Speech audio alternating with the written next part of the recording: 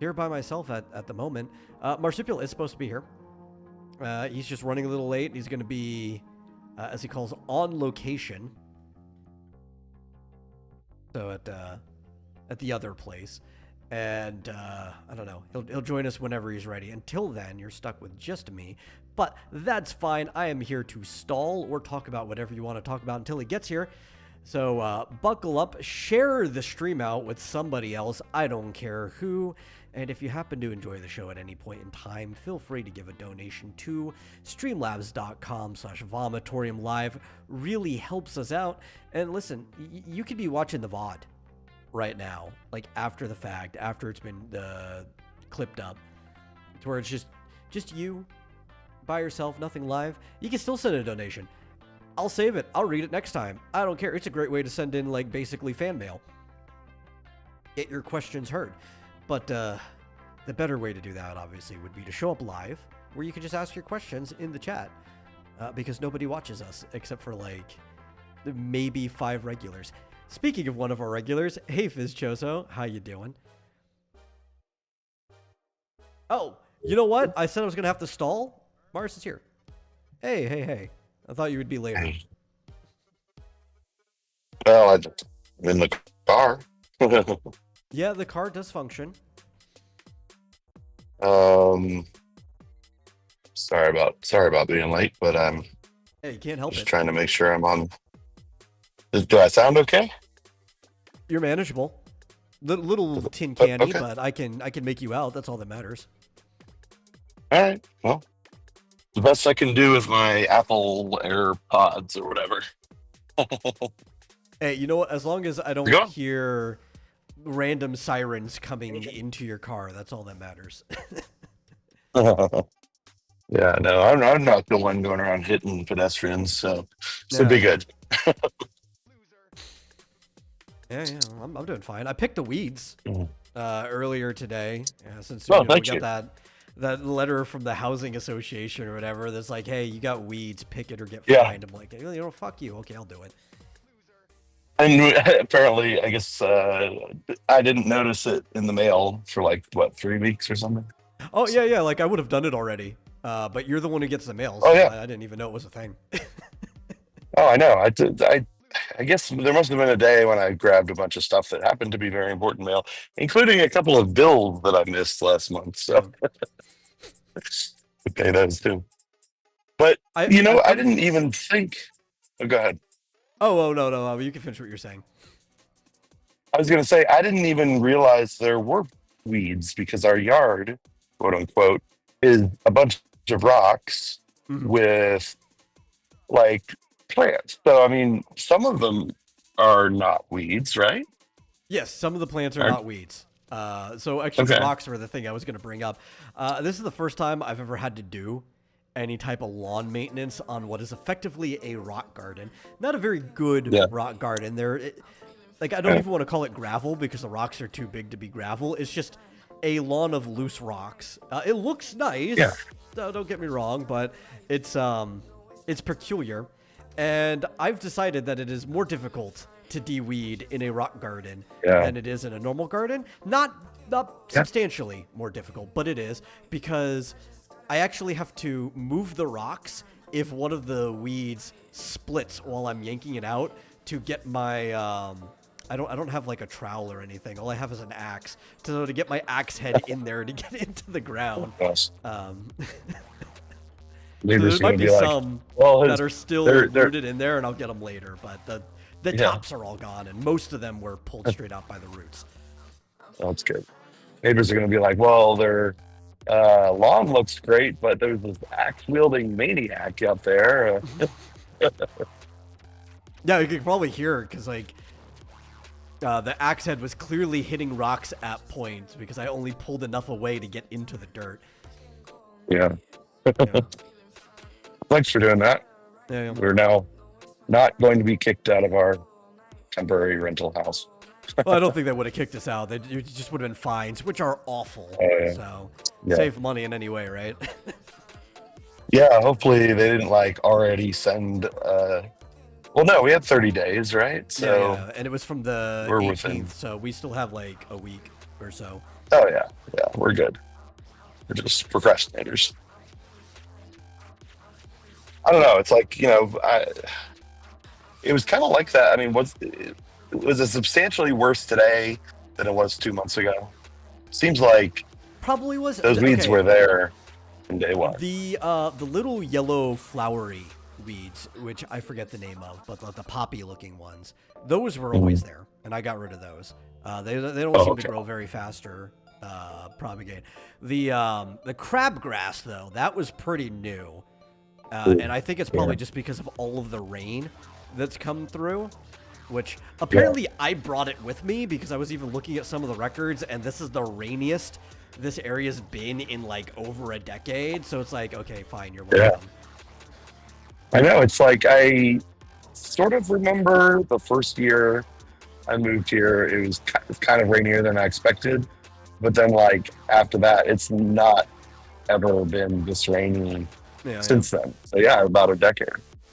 It's crazy. Like I've not, in fact, this is way more than it was 10 years ago. So Yeah, well, so it's way more rain than I expect. back in school growing up, some of my friends always had a joke that there's like a 23% chance that I will have been Zeus one day. So that's just what you get for having a potential future storm god living inside your house. Oh, makes sense. Very good. Sorry about the wind, if you could hear that. But it was really nice out, so it was fine. It was a perfect day Yeah. to be doing de-weeding. Oh yeah, it's like it's 69 degrees. That's crazy. Nice. For like for early May, it's usually, well, like I said last week, they were forecasting 100 degrees all week this week, but Yeah. then it rained, I guess, or got cloudy. So it's very nice out. I guess acknowledge Fizchoso, just to pimp it out there, has a GoFundMe for his animation, though he doesn't think anyone is interested in it. Well, Mm. I don't know. It's hard. Because the thing is, even if there are people interested, if you don't already have an audience, right? You don't already have a following, it is hard Yeah. to find the people who would be in your potential audience, right? It's hard to go from like nothing to something. So there's Yeah. always like bumps you have to get over first, because there could be an audience out there. But what I will mention for you, because I know one of your biggest problems with your teaser is that you, or your pilot, whatever, whereas voices, if you need a voice, hit me up. I do charge a lot when it comes to professional level programs, but for smaller productions, indie level productions and stuff like that, for just a few lines, if I'm not recording something more than 5 minutes worth of dialogue, I'll do it for free. Oh, that's nice. There you go, man. I would recommend you take him up on it. But yeah, Sounds good. I guess we could get started on talking about some stuff instead of just talking about the weeds and weather. Weather. Like, what are we, a bunch of Illinois farm hands out here? You know, I'm gonna ask like, you think the rain will hurt the rhubarb, and then you have to respond, not if it's in cans.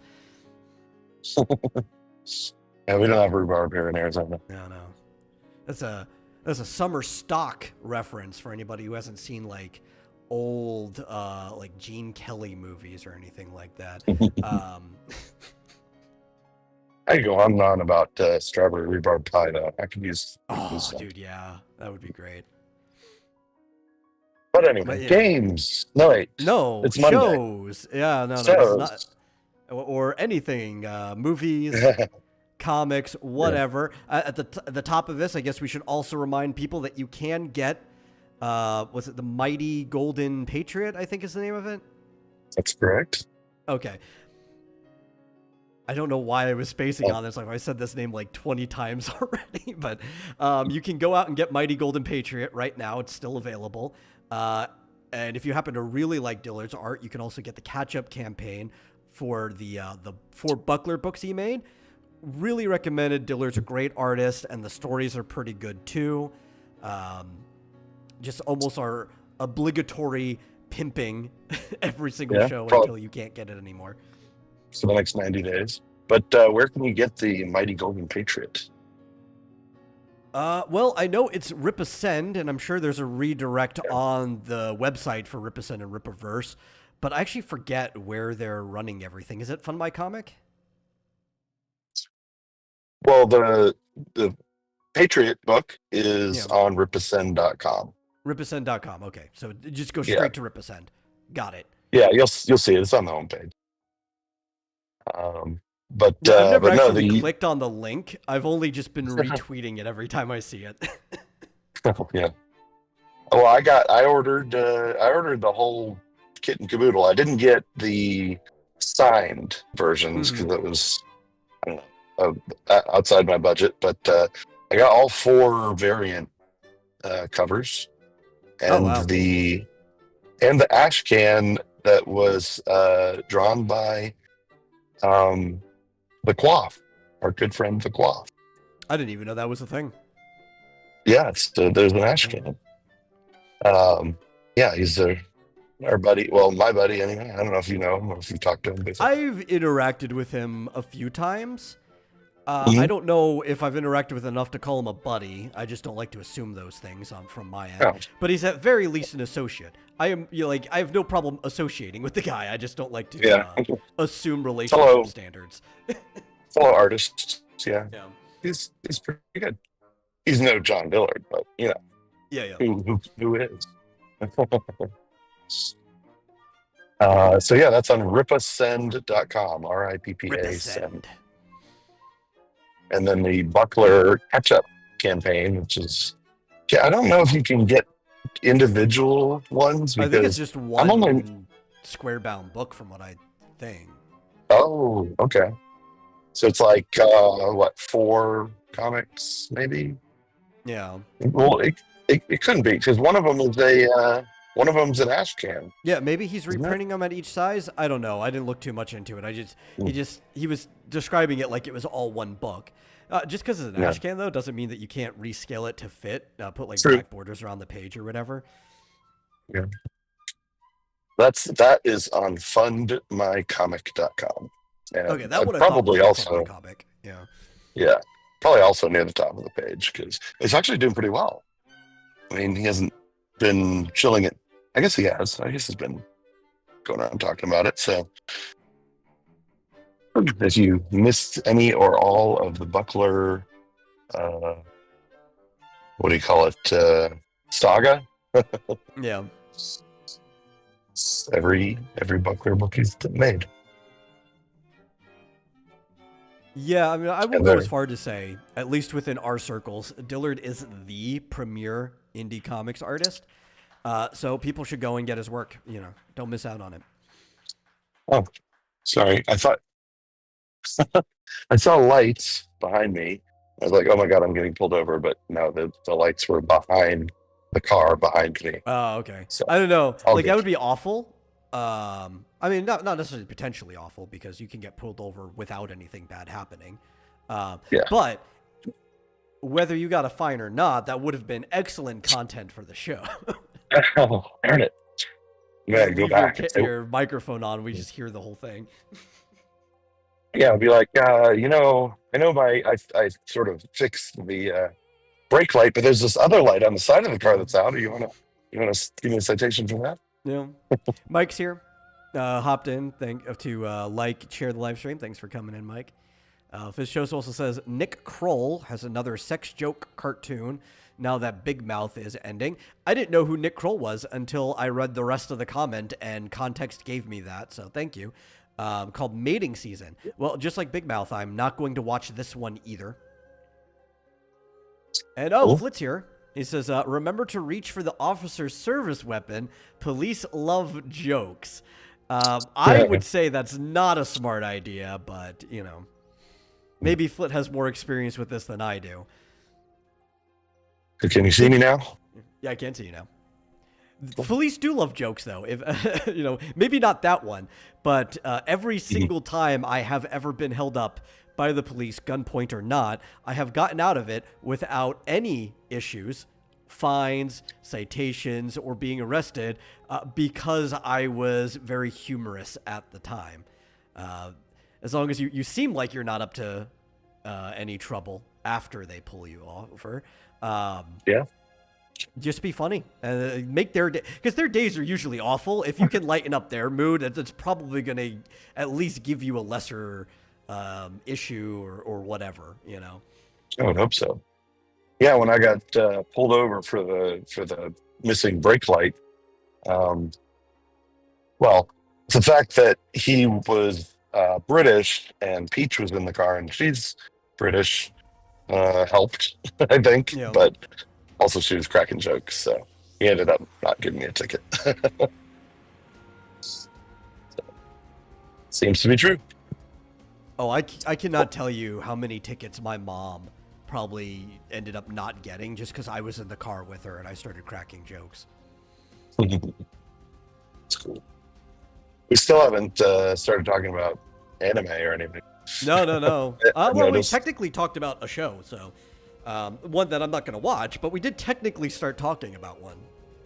So we've rolled. Yeah. Fizz Chozo talked about Nick Kroll's new show that I'm not watching. Oh. That none of us are probably going to watch because Big Mouth was awful. I didn't even know who that was. So. I didn't until I read the rest of the comment and it said Big Mouth and it's like, oh, okay, I have some context now. I thought that show was awful and I only watched like 3 episodes and it's like, nah, never watching this again. I don't even want to see clips from this again. Well, now that you've seen my face, I'm gonna shut this off again. Oh, okay. It's kind of hard to hold while I'm driving. Yeah. I need to get one of those clips or something so I can just set it there and it's pointing at me without me having to hold it. Yeah. So, we've been watching. Well, I've been watching stuff. I know you and I have been watching a singular thing that we're like 2 episodes into, but I've been watching stuff on my own that I'm willing to talk about. But what are we watching? I started showing you Pluto, which was from it's like a couple years back, maybe like a year or 2. I feel like it was like last year because it might have been last year because we talked about it when I watched it. Yeah, and it was really big. Like everyone was talking about it when it first the original out. manga was from like 2003, so everybody's kind of been waiting for an adaptation of this, and it's a pretty good adaptation, to be honest. Seems really good. Did you say it's Studio Madhouse? So it was 2023, so it was a little over a year ago. So it was, but it was in the winter, right? Like before. Yeah, it was October, right, so it wasn't like a full 2 years. Okay. It was like a little over a year. Okay. Year and a half, I guess. Yeah. Okay. I knew it was recent. It was pretty recent. Flint wants to know, was Marsupial just letting us know he's okay, like a proof of life hostage thing? Yeah. No, showing you my the interior of Porsche. In case anyone it's very doubted like red and leathery. Yeah, because it's terracotta actually. Yeah, it's more brown than anything, but it's like that red zone of brown. Yeah. I hope if I park and I'm just sitting here that nobody robs me. Yeah. But for people who don't know what Pluto is, it is Naoki Urasawa's kind of retelling of Astro Boy's origin, done in like a murder mystery globetrotting type of thing, which are obviously globetrotting murder mysteries are Urasawa's forte. That's what he's most known for. So it was the perfect person to do something like that. It's his art style and everything, and it was done into an 8-episode miniseries where each episode's about an hour long, so we're 2 hours ish into it, and it's one of those things where actually I think this does it better than most other series that try to do it because they usually drop the ball on it. But one of those series where there's these like heroes that already exist in the world and something is taking them out. The good thing in this one, though, the way they do it right, is that you're at least, for some of them, you kind of get to know them first. It give a little bit more weight to them dying, because a lot of times it's like, man, I don't care if some hero or war veteran or somebody who's supposed to be badass dies if I don't get to see why they're badass, right? I think they did that better with the last one that we lost. The Turkish wrestler, I can't remember his name. From who was doing the pancreation stuff. What the name of the character was? Yeah. Oh, I don't know. It was like... He's a lucky guy. Yeah. Hank or something, or... I don't know. It was some, like, normal name. Yeah. I'll find it. It's going to bother me if I don't find it.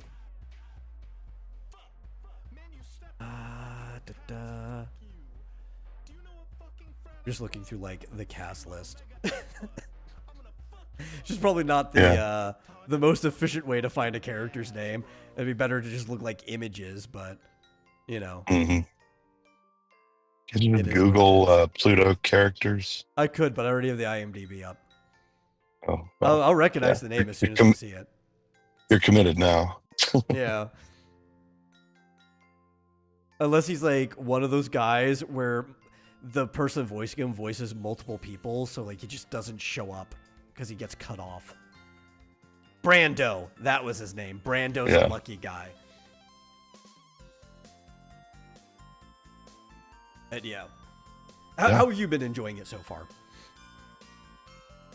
Oh, I'm loving it. I think it's great. I think I told you I saw an adaptation. When was it? Like 10 years ago? There was it was like an Astro Boy. It's a different story, but I saw an adaptation a while back and I liked it a lot. And this one's great. The animation's fantastic, and I like this rendition of Astro Boy. He doesn't look nearly as, like, his hair doesn't look nearly as plastic, and yeah. He looks more like a boy.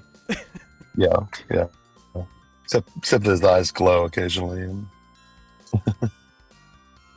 do all kinds of crazy mighty shit. Atom. That's right.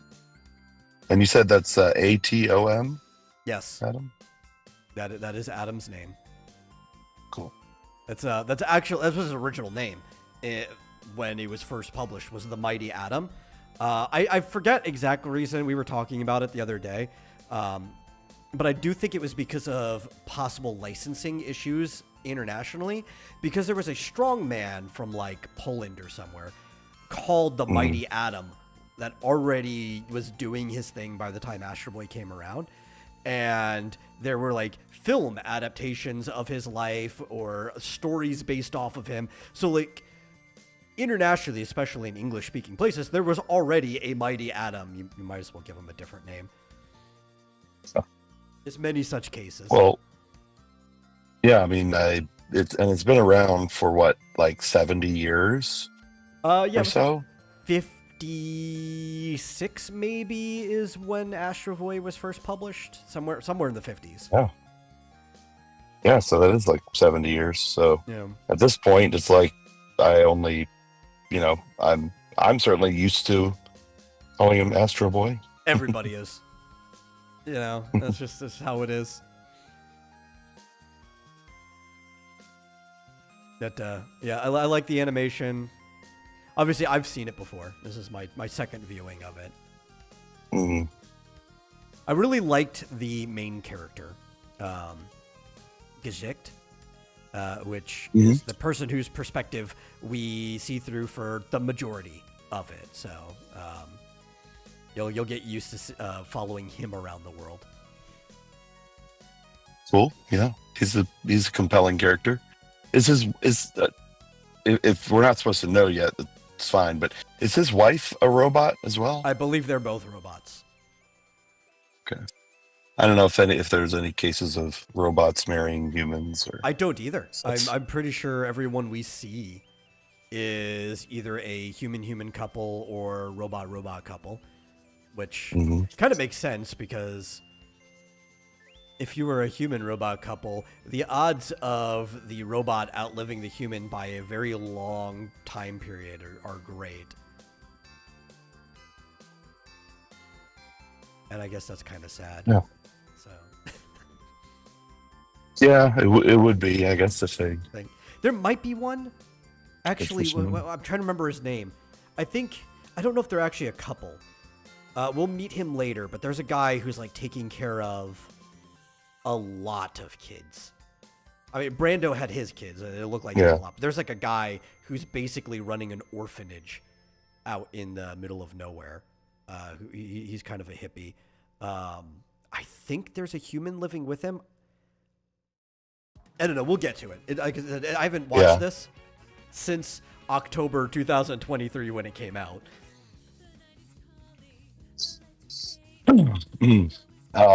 Yeah, and we've only watched 2 episodes, but they're really long episodes. They're an hour long. So yeah, they call it a mini series, and by older standards, I would say it's a mini series. But it's like a premiere type of mini series with these like hour-long drama episodes. But if you were to compare it to like older anime series, it'd be short. But with a lot of the modern ones with 12 episode seasons and they're just normal length, I'm like, this is longer than a lot of modern seasons. Yeah, definitely 8 hour-long episodes, and they're like a full hour because there's no no ads or anything. So hey Joshua, we're talking about Pluto at the moment. I feel like everyone's seen it but me probably by now. Probably. But you know what? That's perfectly fine because it's not going anywhere, right? You can watch it whenever. Yeah, like when it came out, it felt too popular to watch. And this is coming from someone who jumped on the Freerun bandwagon immediately. Yeah. So. Yeah, which we had like the opposite, right? Because I didn't watch Freerun until I think the season was over. Mm-hmm. Like way over. Yeah, I was watching it as it came out. So. But there was no way I wasn't gonna watch Pluto the second it dropped, and I believe it was one of those ones like how Netflix often does. This was, I think, paid by Netflix to do it. It wasn't something that was airing on TV because you got the entire season at once, and I just binged the entire series. I would say season. It's a whole series. I just binged all 8 episodes in one go. Yeah, I don't think I can do that. I can I can get through 1 episode per night before I start to doze off. Yeah, also, it's like if you're going to watch it all in one go, which I was doing partially for my own enjoyment, but also for the show, because I did talk about it like the very next day that we had a show. Watching an 8-hour series is basically like a job. Like you're a critic right there that you're watching the whole thing as a job because a lot of people spend 8 hours straight a day just working. Yeah. Yeah, that would be a full work day. Yeah. So it's definitely. Like I don't blame somebody who's like, well, I don't want to spend a full work day for my entertainment. Yeah, I can barely pay attention at work for a full day. So. But it's interesting. There's a murder mystery or multiple murder mysteries that are all seem to be intertwined. And in the last episode, we finally got to see Astro Boy, and he seems to be very human-like. I mean, the other robot was commenting. Like every robot we've met so far. Yeah. Commenting on how he very much appeared to like his ice cream sundae, and was like looking at a snail just because he wanted to look at it. So that's interesting. Did they eventually sort of explain, or is it already explained that he's just very advanced? Yeah, he's actually the most advanced AI on the planet right now. Okay, makes sense. Which is that's kind of like Astro Boy's whole thing, is that he's the most advanced robot. It'd be kind of weird if there was a robot more advanced than him. Yeah. But we don't know who the bad guy is. No. Yet. Not yet. Could be a very advanced robot. The horns they keep putting on everything is like the horned god of the underworld. The Romans called him Pluto. Which, if you know Astro Boy, then it's like you already knew. You know, you didn't even have to read the manga that it was based off of. Like, Pluto is a recurring villain in Astro Boy. Oh, I see. Yeah. Well, I don't know Astro Boy well enough. So, don't spoil it. Okay. I would say that'd be kind of weird, but then again, while he is probably up until Dragon Ball the most popular property out of Japan that isn't Godzilla, right? I've actually got Astro Boy and Godzilla are probably just as popular as each other. It's also still a Japanese property, right? So like, if you were to ask a Japanese person and they knew nothing about Astro Boy, that'd be like asking an American, it's like, how do you not know who Superman is or who like Superman's main villains are? But we're not Japanese, so it's still like you could easily not know that. Have I mentioned that I've never watched an entire episode of Dragon Ball? Yeah, that's fair. But yeah, you've mentioned that several times. Where does Ultraman rank? As like popular things to have come out of Japan, he's kind of up there with some of the kaiju stuff, but he's not really as popular as, say, Astro Boy, or I think Speed Racer is more popular than Ultraman is. Trying to think. I would probably rank him maybe top 20, but on the lower end of it. That might be fair. Ooh, Ultraman? Yeah. You know Ultraman, right? Yeah. Yeah, okay. I am familiar with it. Like, what's more popular than Ultraman other than what we've already mentioned? A lot of things. Okay. But a lot of the ones that are more popular, it's like, I mean, obviously Godzilla and Astro Boy are the two most popular things probably to ever come out of Japanese media. But then you've got like, there's a bunch of anime characters that are super just well known. Like obviously Dragon Ball is more popular. Sailor Moon is probably more popular than Ultraman. While it is an American rendition, Power Rangers, Super Sentai is more popular than Ultraman. Everybody at least knows who the Power Rangers are. But Ultraman was popular enough that he was on American TVs. So I would still probably top 20. I mean, does Pokemon count in this list? Because Pokemon is definitely higher than most of the things I named. Actually, Pokemon probably, like Dragon Ball, is beating out the historical Godzilla and Astro Boy. I'm sure, yeah. Isn't it like one of those popular franchises on the planet? Yeah, and that's why I'm also considering, like, Ultraman at best can only be top 20 because there's at least, like, 5 Nintendo properties that have to be in the top 20 as well. Yeah. Like Mario. Everybody knows who Mario is. Yeah. An anime that's an adaptation of a video game instead of a manga. Yeah. Actually, now that I'm thinking about it, I might have to bump Ultraman down, though, just to think about how many individual Japanese games are now in the zeitgeist, right? Resident Evil's from Japan. Sonic is from Japan. Ultraman might only be top 50 now.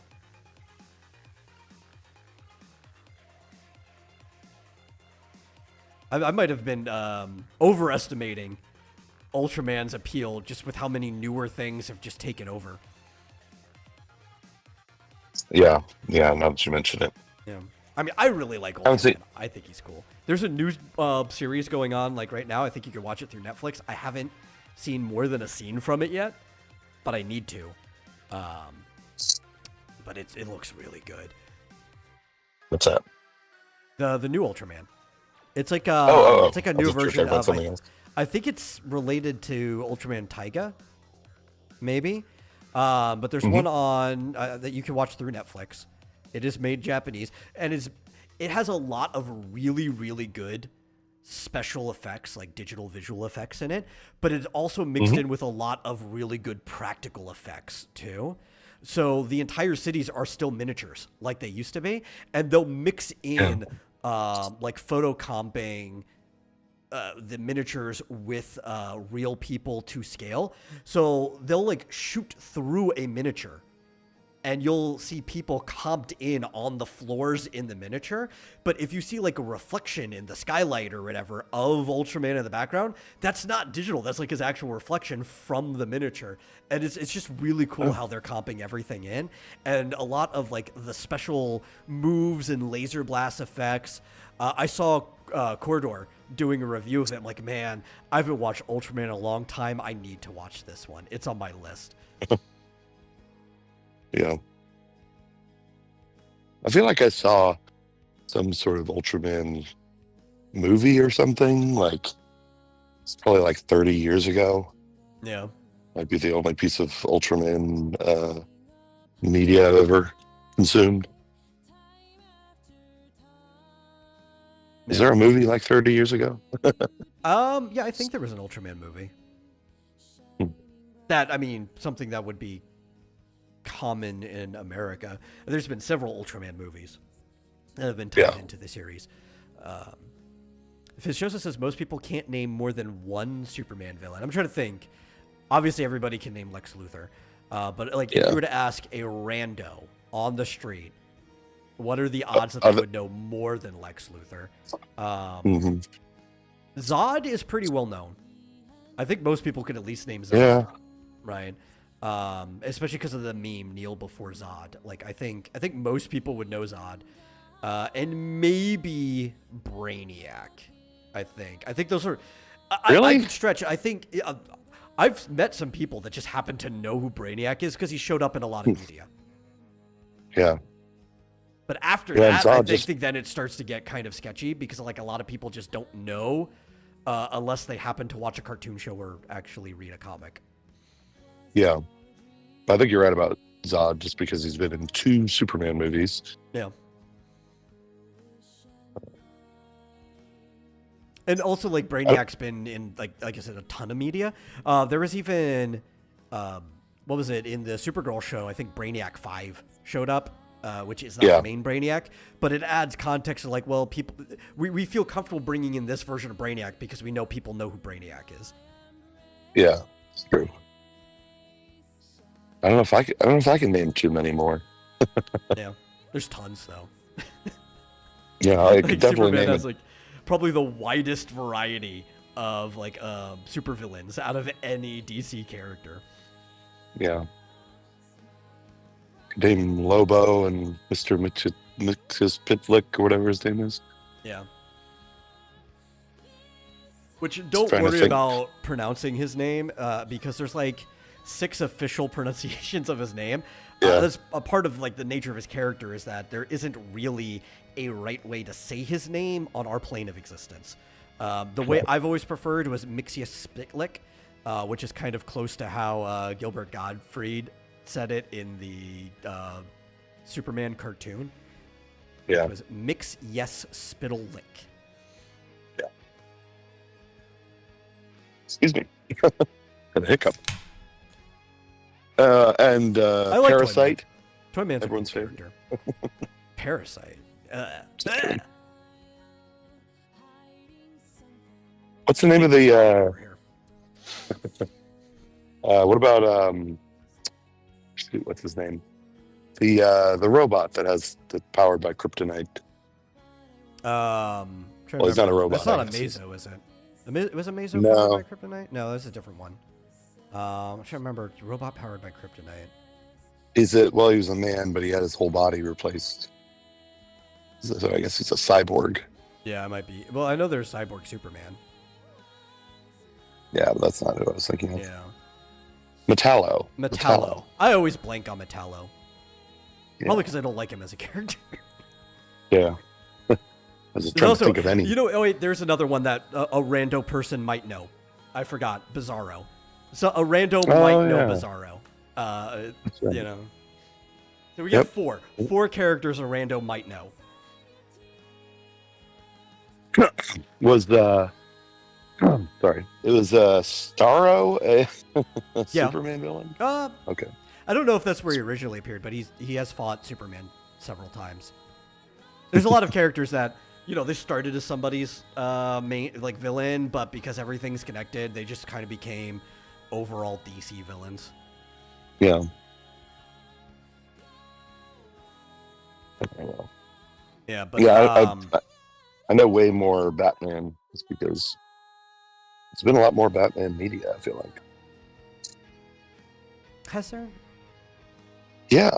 I mean, there's been so Maybe. many movies. And I mean, the problem with the Superman movies is like the old ones were all Lex Luthor. Like Oh, yeah, all of them. Starro was originally he was just a DC villain to start. Okay. I couldn't remember if he started in anybody's individual comic, but as a Justice League main villain, that just kind of makes him a DC villain.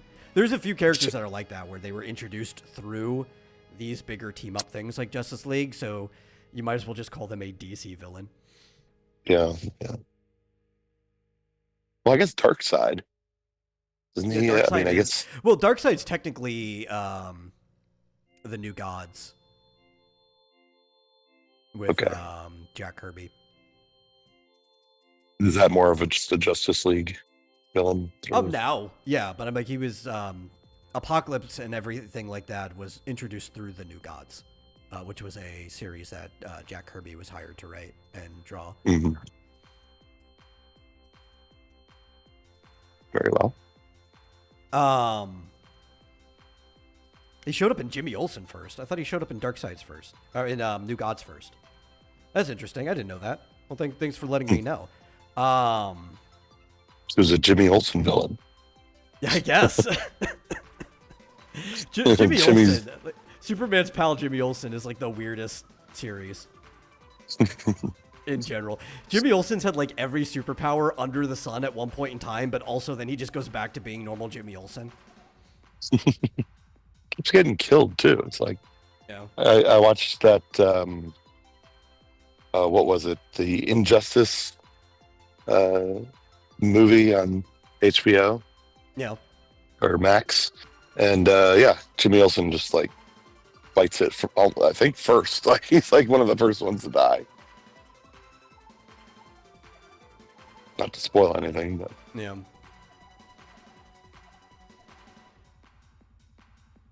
So what do you think of the well, what do you think of the apparently confirmed rumor? Did we talk about this already? Where the new Superman movie is going to center around social media? I think we might have mentioned that, but God, I don't. That does not interest me at all.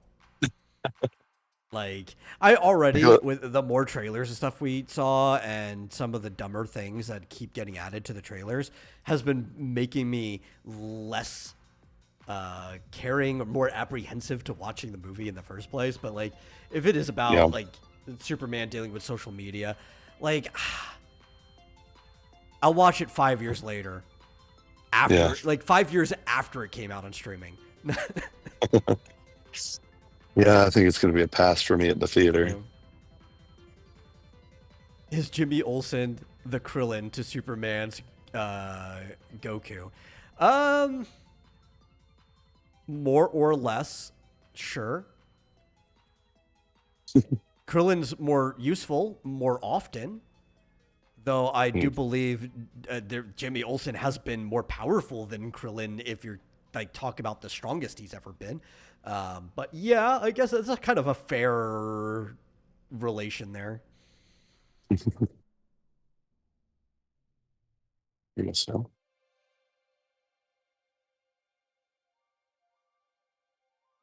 Oh, we were just talking about Superman because what else are we going to talk about? Well, there's plenty to talk about. And I could actually start talking about some of the things I've been watching. I watched something today that I've been waiting for that we talked about previously on this show. I caught 2 episodes before the show started. I brought it up, I think, in Mike's chat, and it prompted me to go look to see if it was updated, and boom, there's like 5 episodes on Crunchyroll. I watched the first 2 episodes of Anne Shirley today, which is the modern adaptation of Anne of Green Gables. No. Okay. Yeah. Is it an anime? Yeah. Okay. It's I don't know kind of anything a about redo of the original Anne of Green Gables anime, which was like super successful. Anne of Green Gables in 60, was it 60? I'm trying to remember. 69 maybe, 68. I might be overshooting and calling it older than it actually is. When was the old Anne of Green Gables? I'll find it. I don't want to get this wrong. 79, yes, I'm overshooting by a decade. 79 was the original one, which is praised as one of the best adaptations in general. It is the original 79 Anne of Green Gables anime basically was scene for scene and chapter for chapter of the book. It's really good. Beautiful animation for the time, too. I actually recommend people who've never seen it to go and watch it, especially because Anne of Green Gables is a good book. I don't know if anybody here has actually read it in school. I did when I was younger. I enjoyed it quite a lot. It really makes you like the character of Anne. She's a very peculiar girl who goes through a lot. But this one, it seems to be doing the same thing. I think it's going to have an episode per chapter, is what it's looking at. And I really like the way it looks, and I don't at the same time. Oh, yeah. You can probably guess the new one? why. Yeah. Just if you know me, you could probably guess where my hang up is. I don't know. The overuse of 3D models. Oh, okay. Yeah. That makes sense. Yeah. So every single living object, or not living object, the trees aren't. Every single animal character, humans and horses and everything alike, and some of the things they interact with are just made 3D objects with strokes around them that are attempting to flatten to look 2D. Sometimes they don't even look like they're attempting. Like you can feel the depth of the horse as it's walking, and it's not the worst, but it really stands out from these very painterly background, like whatever filter that they're using for the environments. The backgrounds look so good, and then the characters just kind of look like they're popping off the backgrounds, like I'm watching a cinematic from a video game at times. Most of the show is fine, but there's just moments where they pop out a little too much. Okay. Interesting. And someone talking to me. I'm going to mute for a second.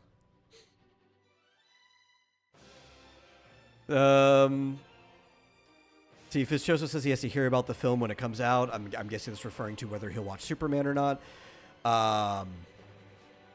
Flit says, I can only understand comics in DBZ terms. That's fair. That's fair. And Guts of Green Gables 2016. I don't know. That's a weird cut joke that I don't know if I get fully, but but I've enjoyed it. I'm watching the English dub. I wasn't planning on watching the English dub because I didn't think there was one available, but apparently the English dub is already available.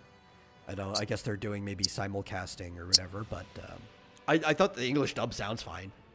And it's Anne of Green Gables. Like, what are you gonna do to change that? You know, it's probably more accurate in English than it is in Japanese.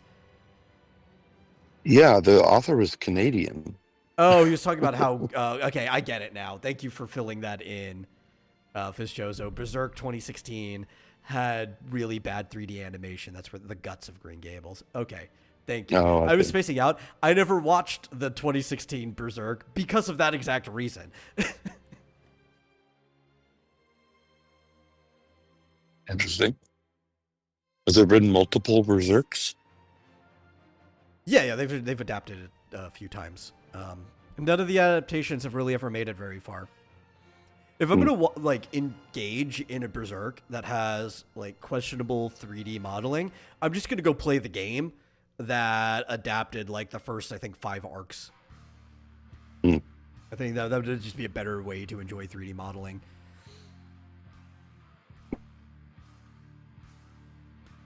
But I think they do a really good job of capturing the characters. Like they feel like the characters in the book, which I guess all they had to do was pay attention to how they executed it in the original anime, because they also really felt like the characters from the book. And yeah, you could feel the Canadianness in it too. I don't know who they casted for the characters, but you can hear the oots when they say things. They might have partnered up with like Ocean Studios or one of the other Canadian, I think Ocean still does stuff, but one of the other like Toronto studios or whatever. And maybe Canadians are actually voicing the characters in the English dub. Also might be why the characters sound good if they are, because comparatively, I've actually always preferred the Canadian voice actors at places like Ocean Studios. I thought they were just better than, sad to say, the Texas voice actors. Yeah.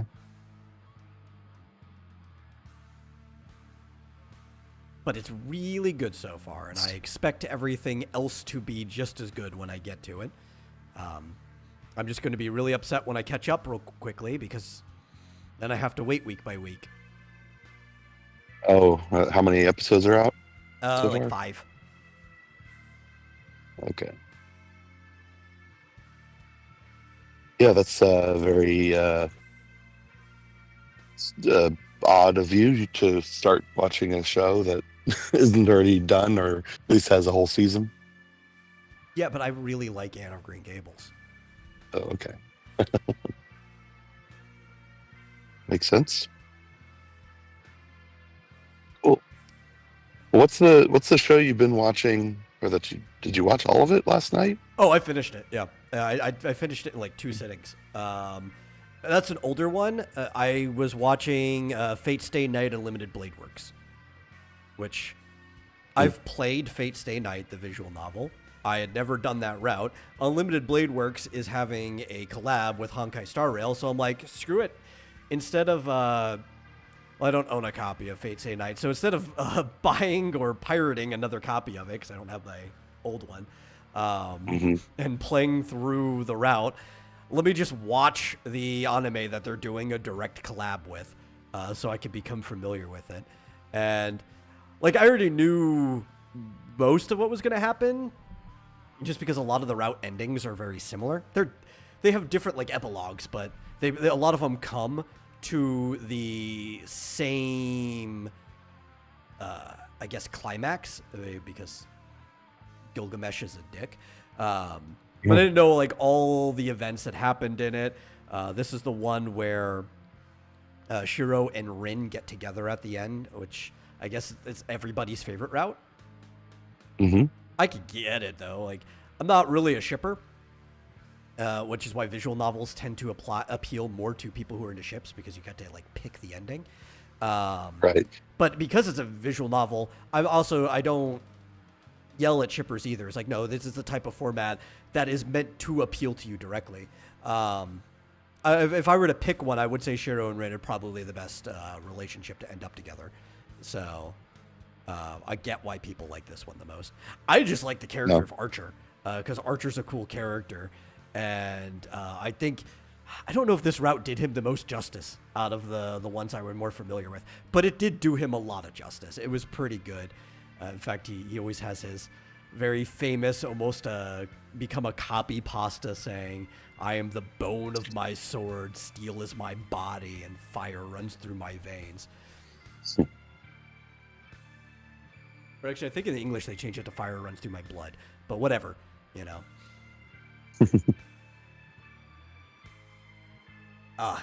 Very, very good series. When I at least the first scene that I saw, it's obviously somewhere in the middle. There was like a girl tied up. Oh yeah. You got Right. to the scene where they had basically taken over the church, and Medea, the caster servant, who is a mage, so she breaks the rules and gets servants of her own, even though she's not supposed to, was trying to break in Saber, aka King Arthur, so that she would obey her because she was resisting the command seals. And she decided to do it in the kinkiest way possible, which is actually the only thing that remained even remotely kinky from the visual novel. So Viscoso says, I can never get into the Nasu verse because it's very confusing. Trust me, if you were to engage in the source material, there'd be other reasons why you would not want to engage with it. They actually cut some things out that I happen to know were in. I don't know if it was directly that route, but there's at least some overlap with it. Mm-hmm. And it's there's actually a scene in the visual novel where Archer goes off to fight like 1v1 what's his name, Berserker, he was Hercules, or it's actually Heracles, but they keep translating him to Hercules in English because I guess that's just the character everybody knows more. But he goes to 1v1 him while Saber needs to get mana, because the problem is she was summoned improperly and is not getting enough mana to replenish herself or do everything that she needs. It's like, so they have to do a mana transfer ceremony. And the way they do the mana transfer ceremony is that Shiro, Rin, and Saber basically have a threesome. Yeah. There's a lot of sex in the Fate visual novel. They've lightened up on that in the most recent stuff, but if you go back to the older Fate stuff, there's a lot of sex. Yeah. I might have to go watch that. Well, they cut it out. Took it out. Yeah, they cut it out of the adaptation. I'll just have to stick with Yandere Dark Elf. Yeah. Or you can always just go play the visual novel. Oh, yeah. Yeah. That on It's Steam? a classic. I actually do think it's on Steam.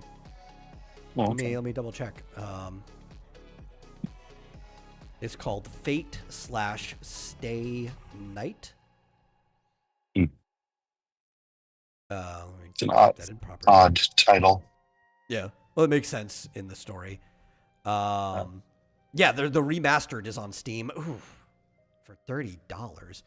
I mean, it's a VN with a lot of routes. You can spend so much time in it that it's probably worth $30. And the visuals I hear look way nicer, but I don't know. I'd probably pick it up if it's on sale, you know? Yeah.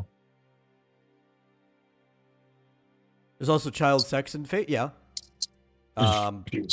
But I think for the most part with other children, which doesn't necessarily make it better, but it's not the worst it could be. But for the most part, Fate, it's high school, so it's minor sex, but it's like teenagers with each other. Oh, okay. Yeah.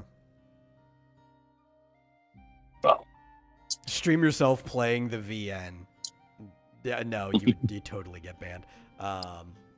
Really? I don't remember if they show anything really in it, but there are some compromising visuals that I don't know if Fate is necessarily a safe for stream game. It's mostly describing what's happening though, because as a visual novel, it's like erotica in some points. The whole thing isn't erotica. The thing with a visual novel is, because it's like a choose your own adventure, it contains so many different genres that depending on what like route you do and what decisions you make, it completely changes like what type of story you're in. You could pick decisions that make it almost entirely action if you wanted to, or even almost comedic. But you can also pick decisions that just brings you to sexy stuff all the time if that's your prerogative. Fair enough. These days, most people just play the gacha game Fate Grand Order. I would not recommend it. You want to talk about confusing? Fate Grand Order. Oh, most of the chapters are longer than the entire worlds in Honkai Star Rail, and people are complaining that they're yapping too much. But it's multiverse, which technically Fate is many worlds theory anyway. It's branching timelines, which is a perfect way to evolve out of a visual novel, right? Because then you're like, oh, every route is a timeline. That's kind of cool. It's a perfect medium to use that type of story.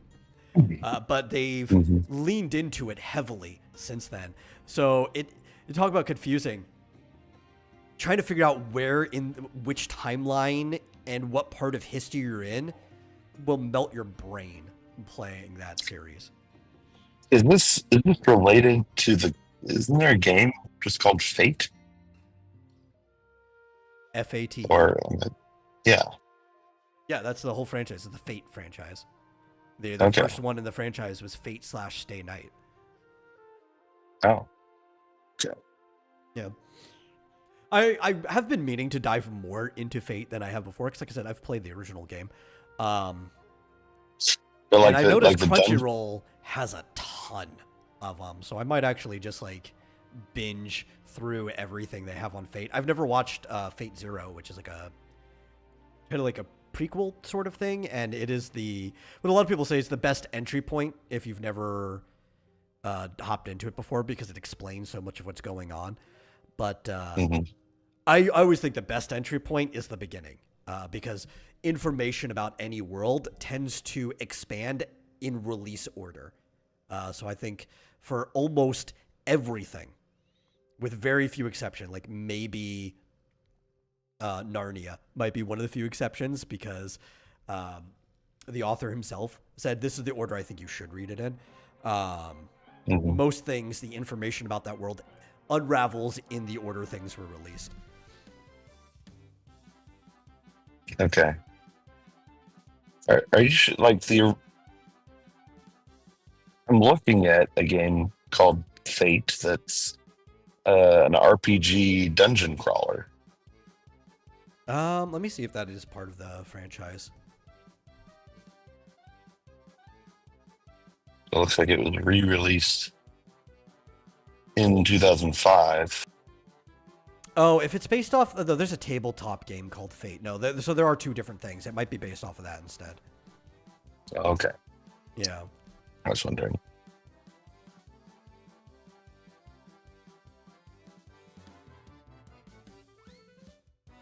Well, never mind then. Yeah. But there's a lot of Fate. I guess.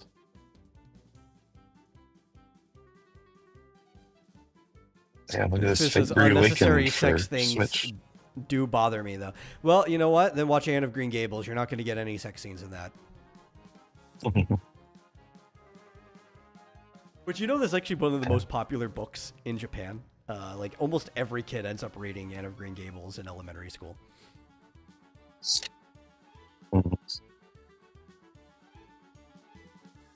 I don't blame him. I never read it. Oh, wow. I used to read all those types of books when I was a kid. Like, I used to also read the entire collection of, like, House on the Little Prairie and everything, Like, I don't know. Those books were always fun.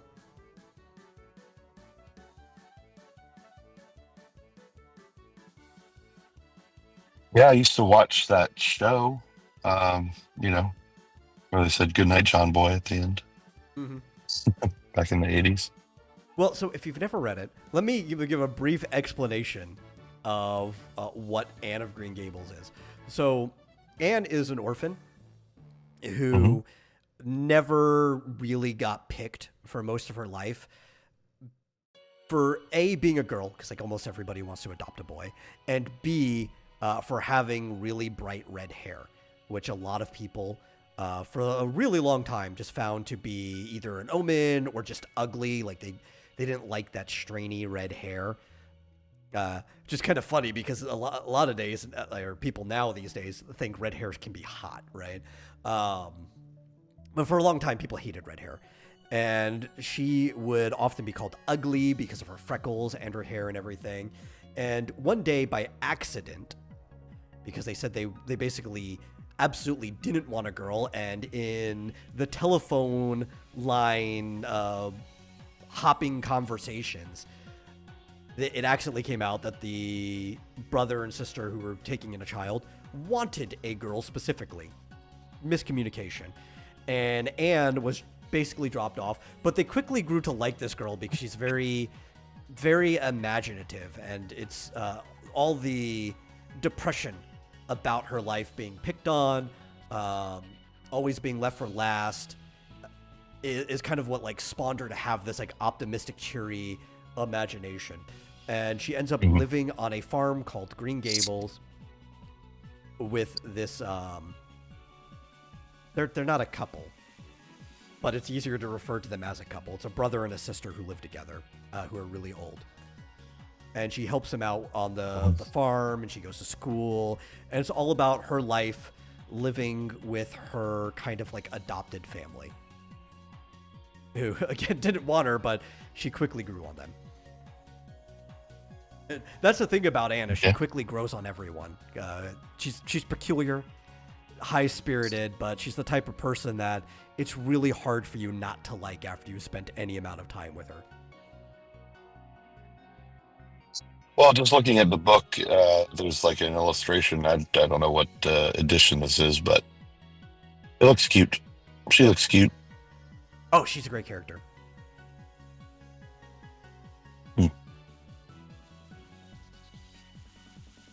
Yeah, it's not exactly what I envisioned, because I've heard of the book for a long time ago, forever. But I just from the title, it seems like I don't know. It seems like a Pride and Prejudice kind of a book, but I guess not. Or I guess there's several. I don't know. There's 8 books.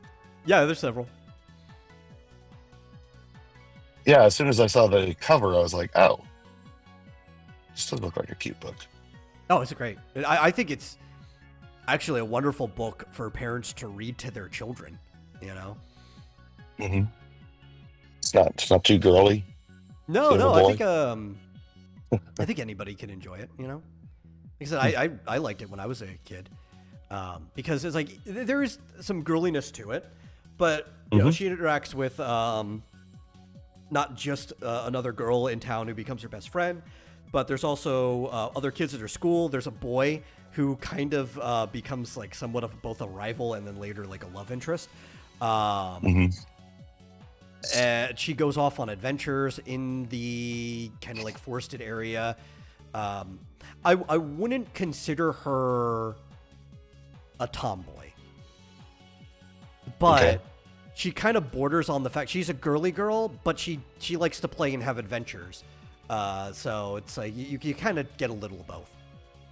It looks like Pippi Longstocking. I really like Pippi Longstocking. No, Pippi Longstocking though is like 100% tomboy. Different types of characters. I recommend Pippi Longstocking too for anybody who's never read the originals or even watched the when was the movie? It's like 1990 or maybe it was like late 80s. I don't remember when the Pippi Longstocking movie came out. Yeah, I feel like it was in the 90s. The animated one specifically I'm talking about, not the live action. Oh. When did the animated one come out? Let me...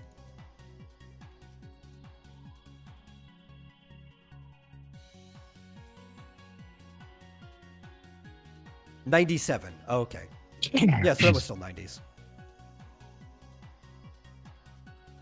The live action one's pretty good too. I just think the animated one's better. Like if I were to recommend one to somebody, I would recommend the '97 animated movie for Pippi Longstocking. But if you like that, then go and watch the live action one too. Yeah, I think I've seen the live action, but I didn't even know there was an animated one. It's really good.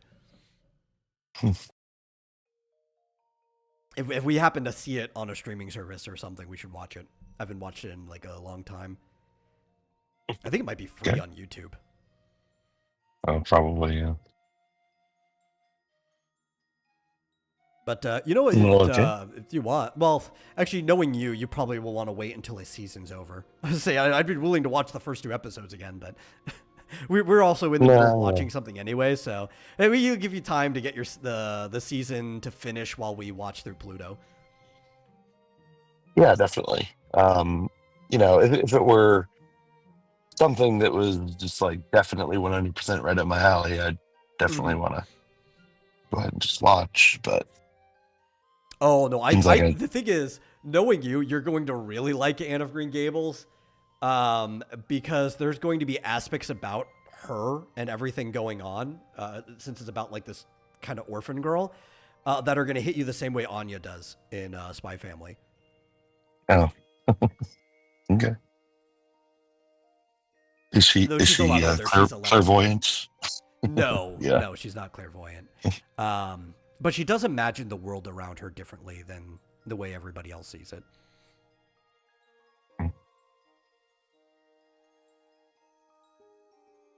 Boy, there's some modern day, I don't know, professor or something saying that it's full of homoerotic and sadomasochistic references. What is Anne of Green Gables? Anne of Green Gables, yeah. Well, that guy is probably full of himself. Yeah. I mean, is it because she uses the term bosom buddy to refer to her best friend? I think that's just because, I mean, people. It was 1908. Well, I was to say, people actually weren't even that familiar with the word in 1908, but she is a whimsical person who uses language from books and stuff she read that was even older than her. So, yeah, I mean, 1908, but she's using language from the earlier 1800s. Mm-hmm. She actually explained it, too, when she means my very best friend. Like, even to the other people around, she has to explain what the word bosom buddy means.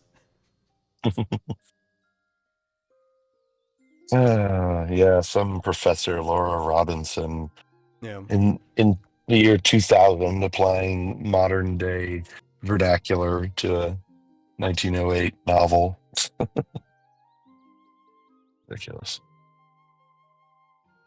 Yeah.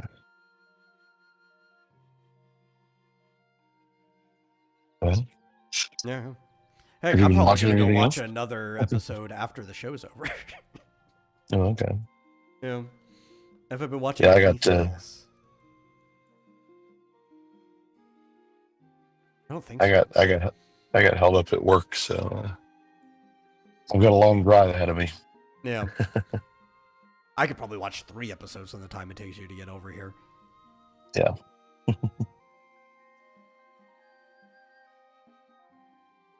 Which actually, if I did, then I'd just be caught up with what's available right now.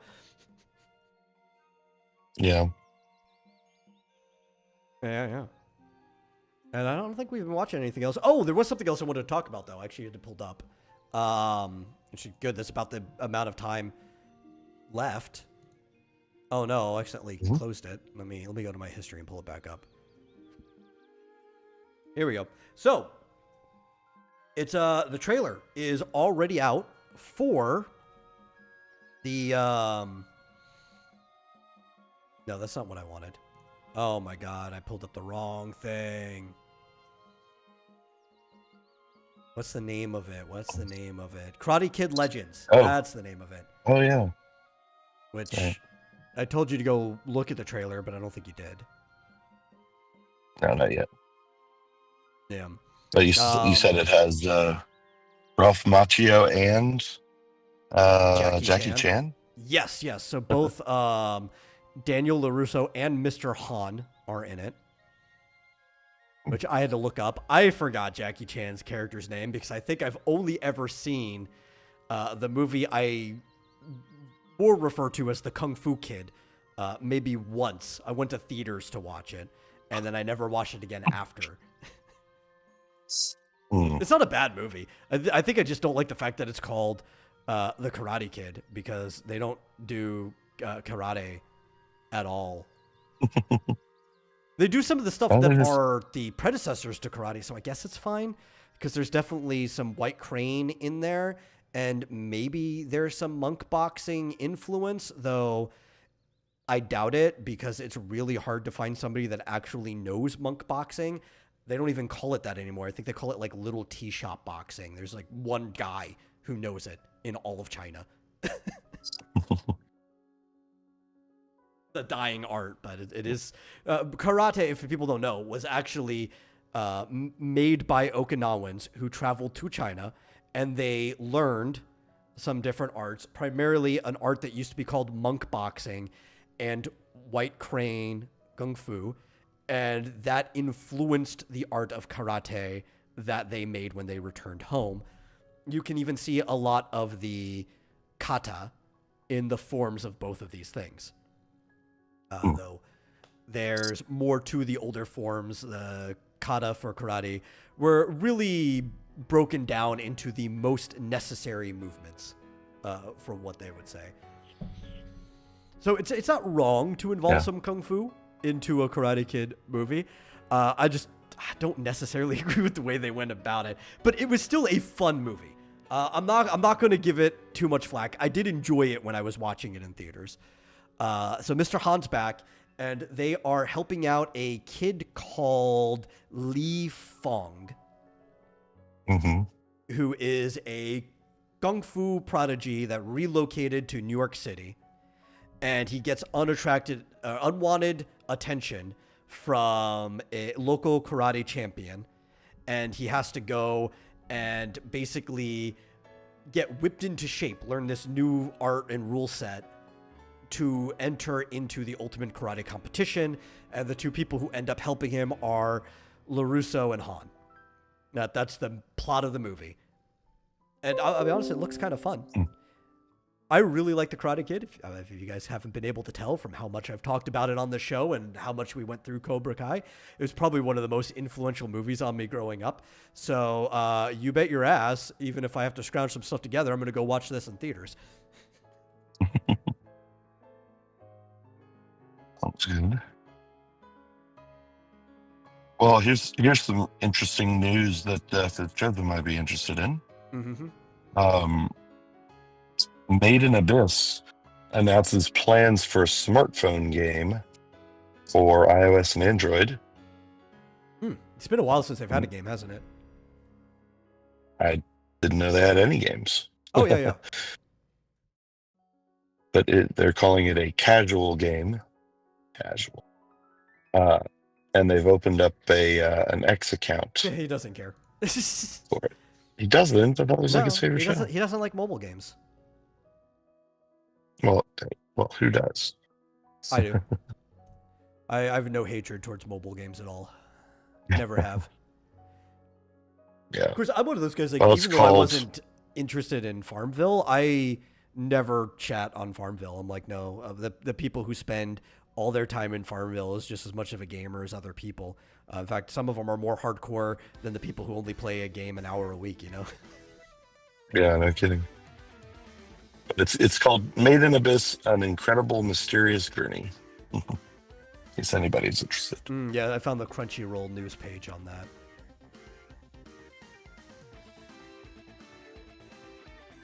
Yeah, there's I kind of obsessed with these match games, and there is a social aspect to it where you get these basically like trading cards, and you can trade them to people and get ones that you're missing, and allows you to progress more or faster in the game. But after doing that for like 2 months, I got sick of it, and I don't want to talk to any of these people ever again. Let me see if they have any posts on their Twitter account yet. Just a single announcement post. They call it a casual game. And the fact that it's mobile, I wouldn't be surprised if there was some type of gacha system in it, which could turn off a lot of people. But if it's just a shop system, then it might be fine, I like gacha games. That's not inherently a turn-off to me, but there's a lot of games that have gacha systems that don't need them. Like, it doesn't make sense to the game. And when you do something like that, it kind of just makes the game worse than it should have been otherwise, and it can be a huge turn-off.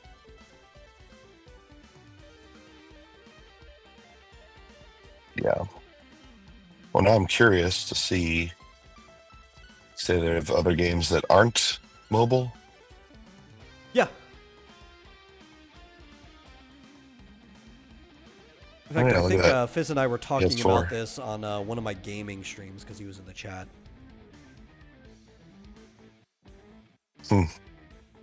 I even said I'd probably be more interested in getting into Made in Abyss that way, just because of the interactivity of playing a game. Yeah. Oh, wow. Is this a Nintendo 64 game?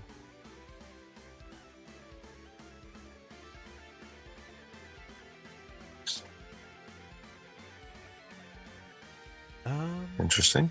Yeah. Actually, one of them was the Switch one was also on PlayStation 4. So a lot of times PlayStation 4 games end up on the PS Plus list. We should look out for it sometime.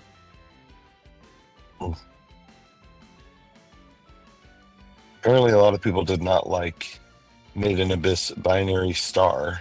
Yeah, that's the one I was talking about. Yeah. But I guess a lot of people did. 3D action role-playing game.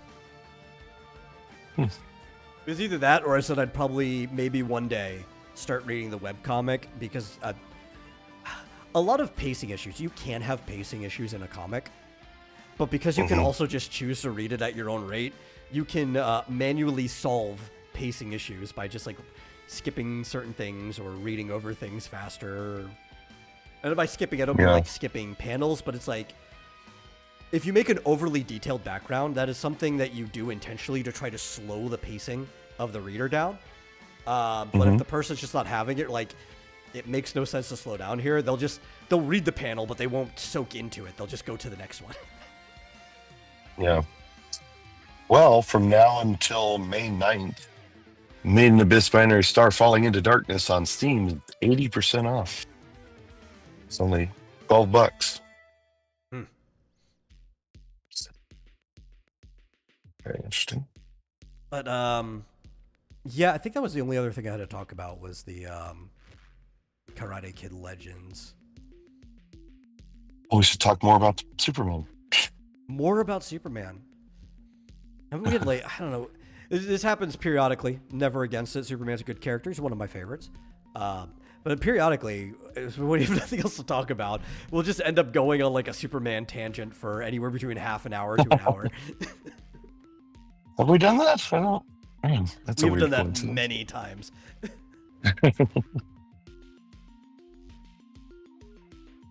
I just like the one with Richard Pryor, the movie with Richard Pryor. That's my favorite. You know what's weird is I like Richard Pryor. As a movie, that might be my least favorite one. Oh, it's not as bad as the fourth one. With what was he called? The Nuclear Man. Nuclear Man. Yeah. I don't know. Both of them are about the same to me. It's like Richard Pryor is the saving grace of the other movie, so I guess by default it is slightly better. Yeah. It's so weird that he's like he just dominated everything. He was in everything for a couple of years there in the 80s. Of course they put him in a Superman movie. Yeah. I liked what was it? See No Evil, Hear No Evil? Oh yeah. With Gene Wilder. With him and Gene Wilder was great. Silver Streaks was another good one. Yeah. That was pretty good. I like The Toy. Did you ever see The Toy? I don't know if I've seen The Toy. Richard. Yeah, it's the rich kid buys Richard Pryor. Oh. As a toy. And, you know, he has to play with him. Yeah, Stir Crazy. It's a good one. I really like Stir Crazy. Mm-hmm. I like also him and John Candy in Brewster's Millions. It's a good one. Oh yeah, good. There's another movie. What was it called? Is it with Richard Pryor?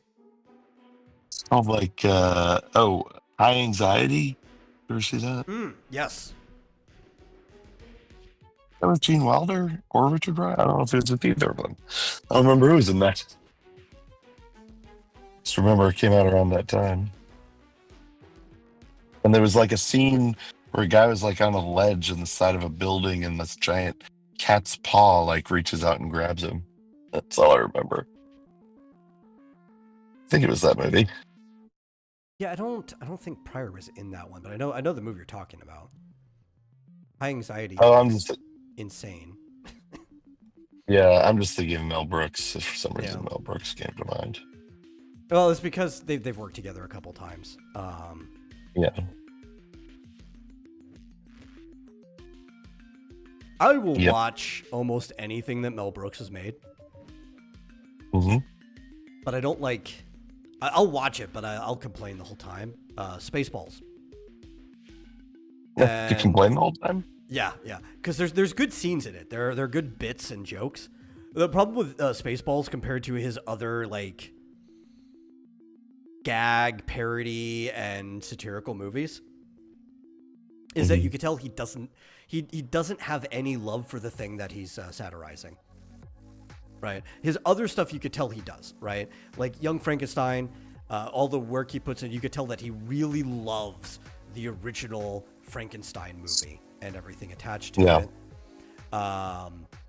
When it comes to like History of the World Part 1, you could tell just in general he really likes history and he wants to have fun with history and all that. Even Robin Hood And Men in Richard Tights. Pryor. Yeah. Richard Pryor was in History of the World. Yeah, that's great. History of the World Part 1 is probably my favorite Mel Brooks film. Yeah. But Robin when you get to Hood Men in Spaceballs, Tights. you could tell that he hates Star Wars, and that's the reason why he's making it. Really? Yes. How can you tell? Part of it is the bits that he chooses. But also, if you've ever watched an interview with him, he outright says that he does not like Star Wars. He thought Star Wars was always a cash grab, and that's even like a lot of the jokes in Spaceballs is that everything's a cash grab. True. And because of it, there, like I said, there's still some good bits, but there's a lot of stuff that just falls flat for me because you could tell he's not putting the heart into it that he puts into some of the other stuff. Yeah. And like some of the good bits, like the combing the desert bit, some of that stuff probably would have been better in another movie where like the whole thing was just solid from beginning to end because he actually cared more about the thing that he was making fun of. I guess so.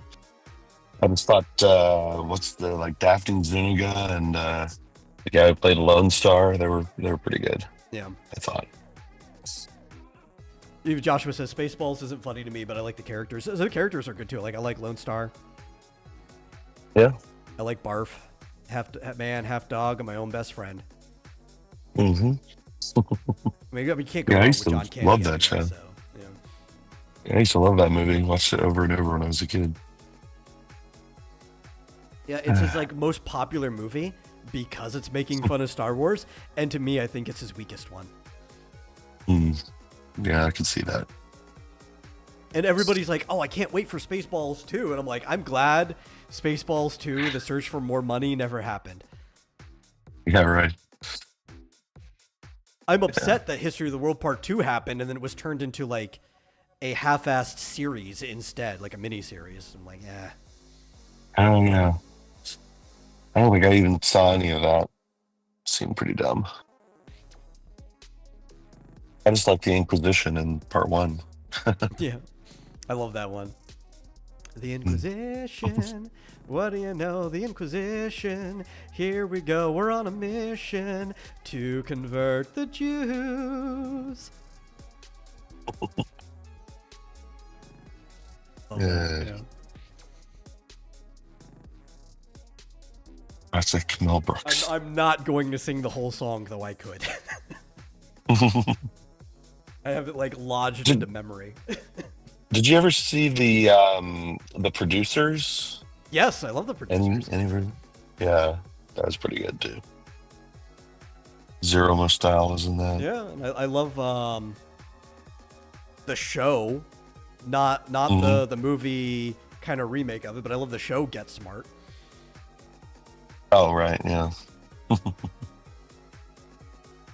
Did you know I was watching a history of Inspector Gadget, and of course he's voiced by the same guy from Get Smart. Yeah. And in the first episode, he had a mustache. Hmm. Did you know that in the pilot? And I know. I've they never seen the had pilot. to. I hadn't either. They had to get rid of the mustache. You know why? Why? Because he had too much of a resemblance to Inspector Clouseau from the Pink Panther. Okay, yeah, that makes sense. And they were either threatened or they were just afraid that they were going to get sued. So preemptively, they just got rid of it. You know. Yeah. Yeah. Yeah, Mustache. that's I've funny. never seen him. Yeah. I love Inspector Gadget. Yeah. Pretty good. Go, Gadget helicopter. Yep. You know who should have played Onion Inspector brain. Gadget? Because I like the movie, but the movie also with like was it Matthew Broderick or whatever? It just goes wrong in so many ways. Where it's like it's fun, but it's not fully Gadget, especially with how they did Claw. They should have done a real movie with Bruce Campbell as Inspector Gadget. I think he would have done it perfectly. Not only does it build, he can go into that register, and he would have sounded exactly like the character. But it's just like a thing that should have happened and never did. Yeah, that's a shame. Matthew Broderick was completely wrong for the part. Yeah, yeah, I He like was the much actor, better but in completely Godzilla. miscasted. You know. Yeah. Joshua also said there's almost no references to Empire Strike Back besides Yoda, which is like yogurt. If they waited to make Spaceballs after Return of the Jedi, it could have been better. It could have been better. Sure, I think so. I'd probably agree with that. I think it would have been harsher as well, but that might have been to its benefit because you actually don't like Star Wars. Then you kind of want to go in and be as harsh as possible. And he probably could have gotten even harsher with like making fun of the Ewoks and stuff. So I kind of agree with that. Oh, okay. So Spaceballs came out in 1987, which was 4 years after Return of the Jedi. Yeah, but they were making it before. Like it took a long time to make the movie. Yeah. Yeah. But they definitely had references to Return of the Jedi, I believe. Not a lot, but I don't remember what specifically. I don't remember. But you're right. It mostly stuck with the first and second movies. I don't know. The whole series is overrated. What, I agree Star with Mel Wars? Brooks. Yeah, it's just a cash grab. I think everything after the first one you could arguably say is a cash grab. I would agree with that. The first one, though, I think there is a certain purity to it that was mostly saved in editing, as everybody knows. But there is kind of like this artistic merit to the original Star Wars movie. Yeah, my favorite actually is one I would consider a cash grab. It is Return of the Jedi. Yeah, I like that. I like that one too, actually. But is it true that like they were going to have like Luke and Leia be like a love interest, and that it was only after the movie came out that they decided, or Lucas decided they were going to be brother and sister? As far as I know, yeah, that was something that was done retroactively. Yeah. I don't know how true that is. I mean, I've seen it in interviews, but like, even with interviews, somebody could change their mind about the past, like 30 years later. So you can't even necessarily trust that. But True. Well, I'm gonna get out of the car. It's time get to end food anyway. and So yeah. yeah, then I drive was home. waiting for us to hit a natural pause in the conversation to wind us out. Mm-hmm. Yeah. So So thank you you all can for see me watching. now. Yeah, there you go. Thank you all for watching. If you enjoyed the show, please, actually, even if you don't enjoy the show, share it out with somebody. Get more people in here. We'll have a good time. And if you did enjoy the show, you can always consider giving a donation to streamlabs.com/vomitorium live. Really helps us out. Links are below anywhere you're watching this at. And we will see you guys no later than Thursday. Who knows? Maybe I'll do another game stream in between. Bye-bye. Oh, perfect.